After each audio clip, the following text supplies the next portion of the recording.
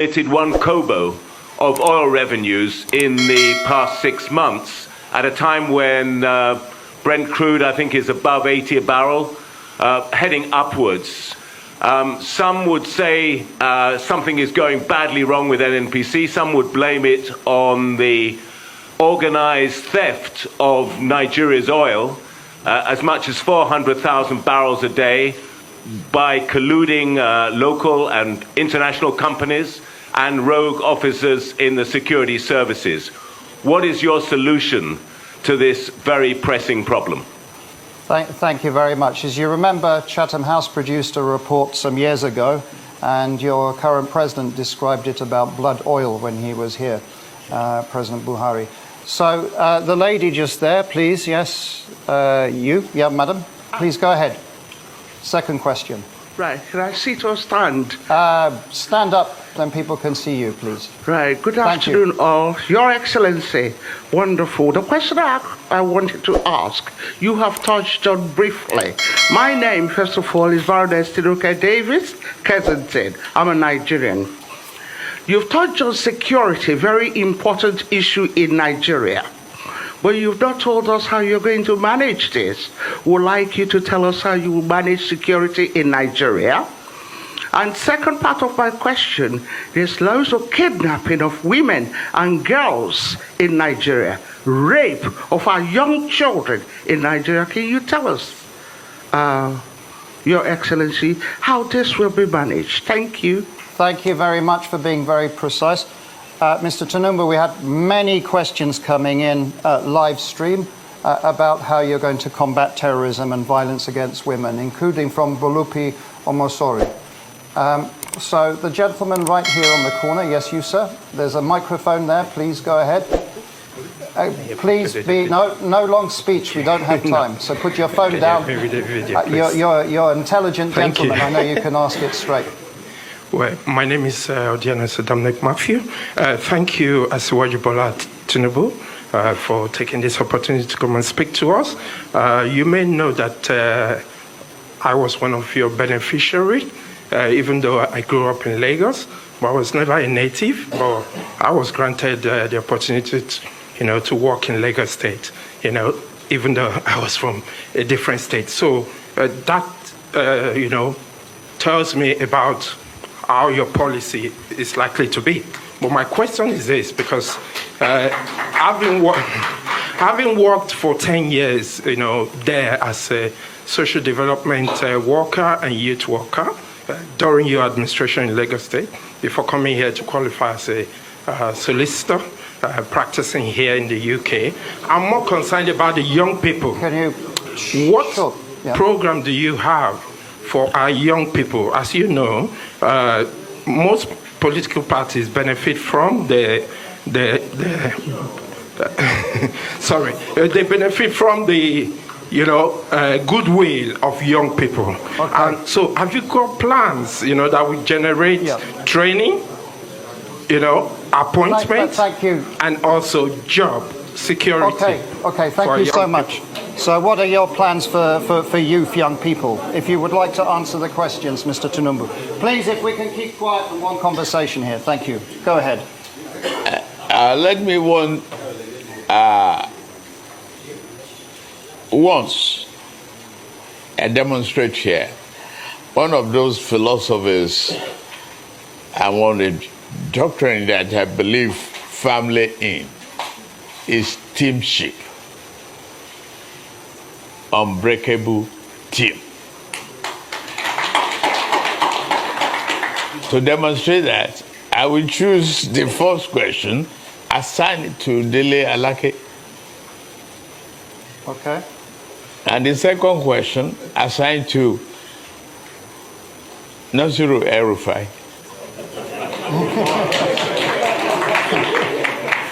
And third question, assigned to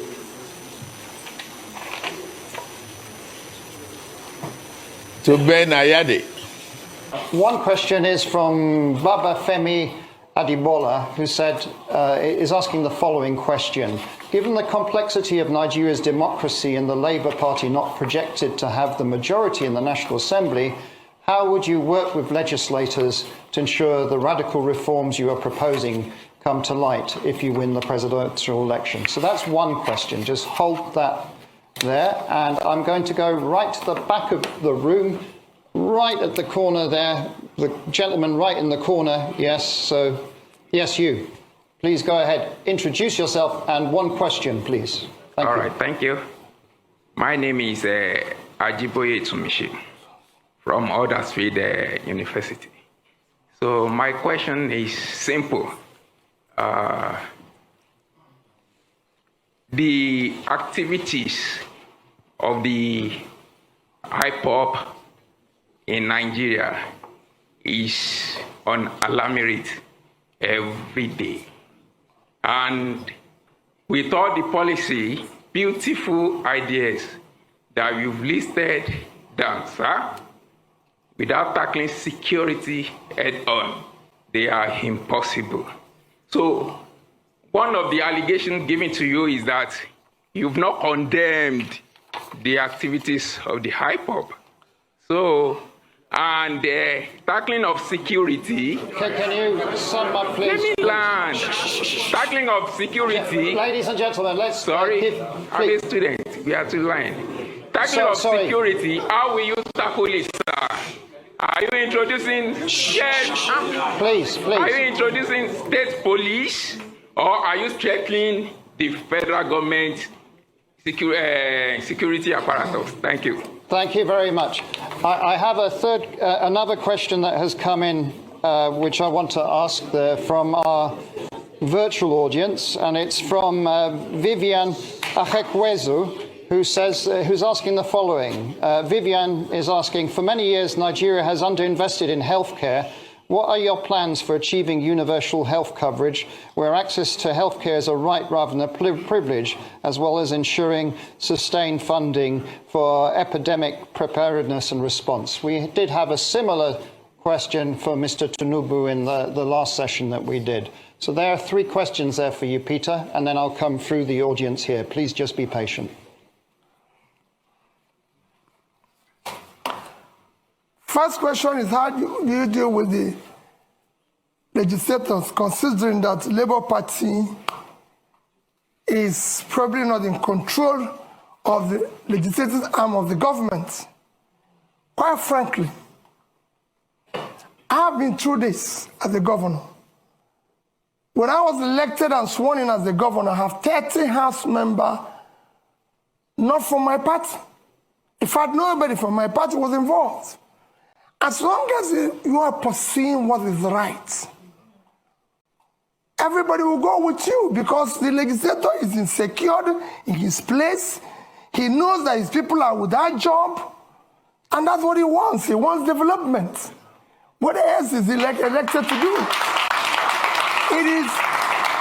It becomes a problem when you are pursuing transactional policies which will benefit you, or you're engaging in nepotism where you have to. But if you address it by strictly following the Constitution, which spells out that the system is characterized by simply that we have diversity and all is included, and you did the right things, you don't need to worry about that. On the issue of IPOB, maybe you're not following me. Even yesterday, I spoke about Biafra being ended 53 years ago. It's all over the place in the space. I condemn all agitators, but in condemning them, you have to look at what brought about these agitations all over the place. It's not only IPOB. We have Yoruba Nation movement. We have all sorts.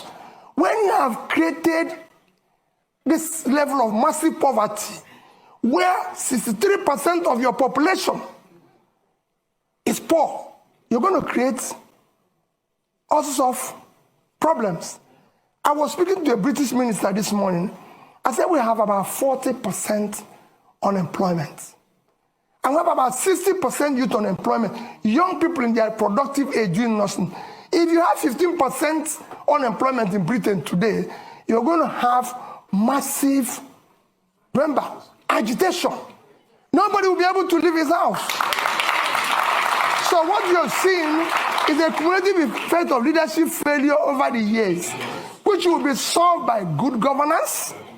When people start seeing justice, fairness, and inclusive government and doing the right thing, all those things will start reversing itself. And that is what me and that is offering. I will talk and discuss with all agitators. There's nothing wrong in that. People agitate even in my house, and I'll talk with them.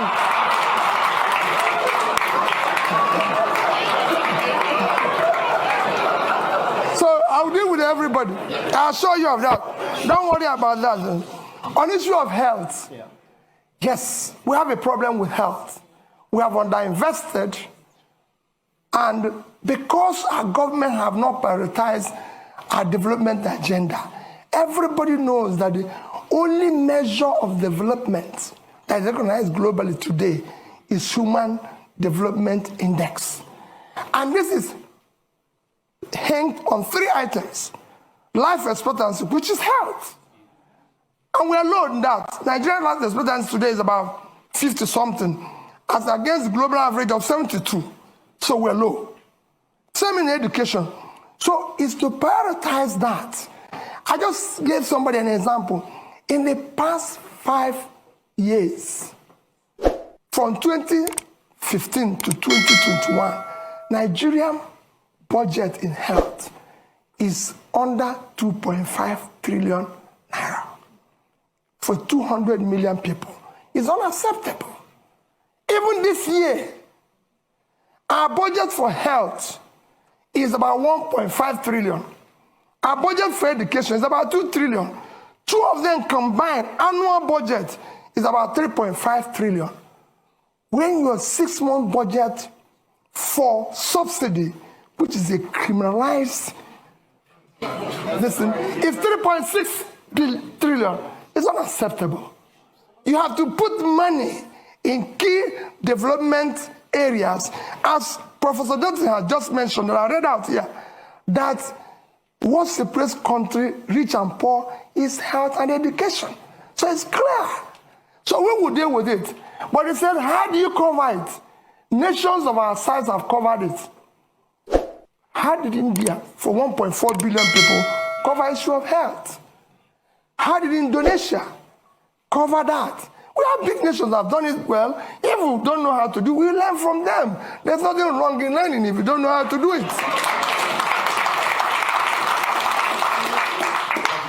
I'm going to take more questions. Now, there is someone who has such a strong arm. Their arm has been up for 15 minutes. Now, I'm not going to say that's criteria for taking question next time.